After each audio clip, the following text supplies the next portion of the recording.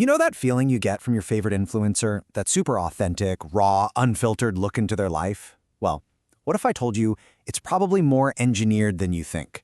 Today, we're going to pull back the curtain on this whole multi-billion-dollar world of digital influence. Yeah, because on social media, authenticity isn't really a quality. It's a performance. And in this explainer, we're not just going to watch the show. Oh no, we are going to deconstruct the entire stage piece by piece. So, you ready? Let's get into it. All right, first up, let's start with what we all know, right? That perfectly polished world we see scrolling through our feeds every single day. It's a carefully constructed reality, and it's all designed to make you feel a very specific kind of intimacy and trust. I bet you have. I mean, who hasn't? That strange one-sided connection where you feel like you know them, but they have no idea who you are. Well, that actually has a name. It's called a parasocial relationship, and it is the absolute foundation of all influence. And believe me, it's about to get a serious upgrade. So, how is that connection built? How do they do it? Well, it all starts with a psychological blueprint. Think of it like a set of tools that are designed to bypass your critical thinking and plug straight into your subconscious. And the secret sauce here, it's something called brand archetypes. These are basically universal personality templates, first identified by the psychologist Carl Jung. They let a creator become more than a person. They become a symbol. See, they're not just selling you a product. They're selling you an entire identity that you can grab onto. Okay, now this is where it gets really interesting. Each one of these 12 archetypes serves a very specific purpose. You've got the hero, which taps into our desire to overcome challenges. The everyman makes us feel like, hey, we belong here. And the rebel? Well, that one's for anyone who's ever felt pushed aside by the system. And get this, the really big influencers, they almost never stick to just one. Let's imagine a creator. We'll call her Aria Vance. She might blend the rebel's whole anti-establishment vibe with the sage's promise of secret knowledge. And boom, she creates this powerful persona of disruptive wisdom.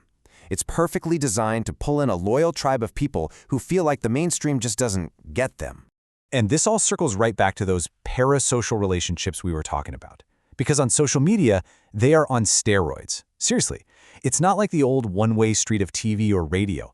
Now these platforms create this illusion of a two-way chat with likes, comments, DMs, all of it. And it's this constant, performative intimacy that makes modern influence just so powerful. Okay, so let's peel back the next layer here, because this is where it really gets wild, the technology. These psychological tricks don't just exist in a bubble. No, they're supercharged by algorithms that are designed for one thing and one thing only: emotional engagement. And one of the most powerful tools in that toolbox is something called rage bait. It was even named Oxford's Word of the Year for 2025.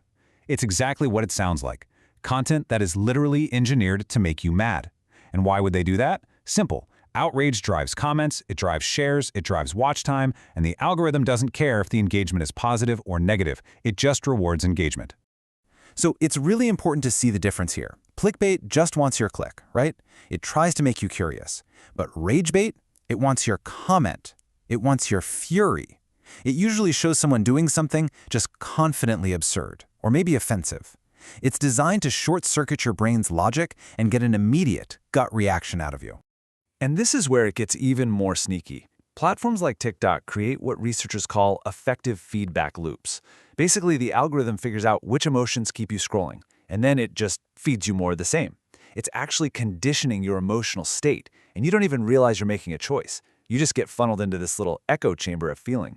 So, okay, we've got the psychology, we've got the technology, but why? What's the end game here? Well, it almost always leads to this: the money. The economic engine that's driving this whole architecture of deception. $10,000. A number like this is often the price tag for a so-called masterclass or a mentorship program. That entire system we've been breaking down, the trust, the community, the emotional conditioning, it's all designed to do one thing: lead a follower down a sales funnel right to this very point. And how do they close the deal?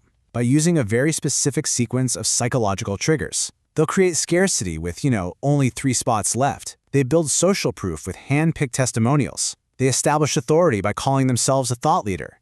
And they even weaponize authenticity by sharing secrets or flaws. All of it is designed to make you feel deeply connected right before they hit you with that high-ticket sales pitch. But, this whole system, it has a real human cost. And not just for the audience buying into it. It can be devastating for the creators themselves. They can literally become trapped by the very persona they've built. And there's no better example of this danger than the story of Nicholas Perry. He actually started his YouTube career as a vegan violinist, making content about healthy living. But then he realized that mukbang videos, that's the genre where people binge eat huge amounts of food on camera, got way more views. So he pivoted. And I mean, he pivoted hard. He completely transformed into this caricature he called Nikocado Avocado. And in his own words, he became, quote, this manic, self-absorbed, crazy, unhinged, bizarre man. The audience wanted a spectacle, and the algorithm kept rewarding him for it. So to keep those views coming, the real person, he just got swallowed by the persona. This whole phenomenon has a name. It's called audience capture. It's this vicious feedback loop where a creator who's just chasing views and likes starts to conform to this idealized and often pretty extreme image their audience wants to see. And eventually, the mask just becomes their face. So, okay, knowing all of this, how are we supposed to navigate this landscape? I mean, the goal isn't to just distrust everyone online. It's about developing the tools for critical viewing. It's about reclaiming our own attention. And the scale of this problem is just staggering. Check out this number.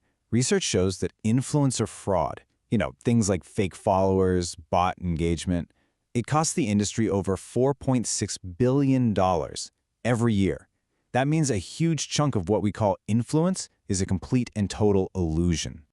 All right, so here are some red flags you can actually watch out for. Is their persona totally rigid, like they never ever deviate from it? Are they constantly manufacturing drama out of thin air? Do they have a big performative failure right before a product launch? Are they selling you vague, super expensive courses? All of these are pretty good signs of strategic manipulation, not a genuine connection. Ultimately, what it all boils down to is this, and the research backs up what we kind of already know in our gut.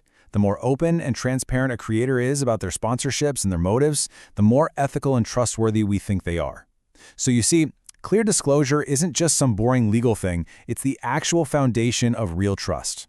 Which of course leaves us with one last really big question. As we move deeper into this wild new age of AI influencers and personalities that are literally tuned by algorithms, we have to ask ourselves, in a world of these perfectly engineered personas, what does real, authentic human connection even look like anymore?